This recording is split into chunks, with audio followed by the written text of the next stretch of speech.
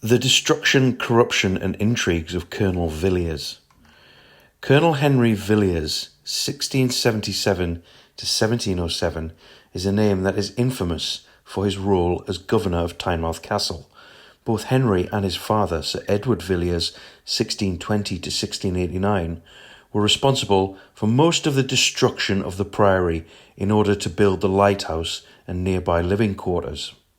In undertaking this enterprise, Edward also lied to the king and everyone else by claiming he built the expansive dwellings, including a brewhouse and the lighthouse, at his own expense, and that this justified periodically increasing the tolls for passing ships, when in fact he just tore down the walls and appropriated the stone and lead.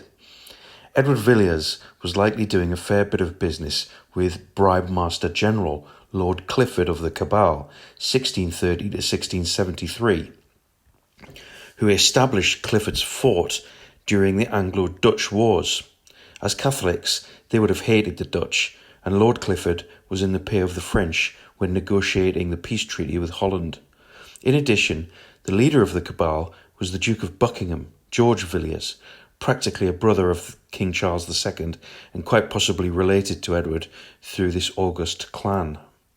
Lighthouses are great and noble public works, but owning the lighthouse, and thus the right to tax every passing ship, was a lucrative privilege.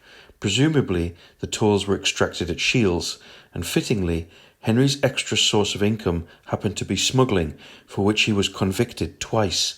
He was also tangled up in transporting French agents to Scotland with the trader and naval officer Thomas Gordon, 1658 to 1741, who operated out of Leith before he defected to command the Russian fleet. As well as this, Henry Villiers was involved in smuggling swords to Jacobite rebels. These were made in Shotley Bridge by German defectors who had settled there. He is buried in the Priory.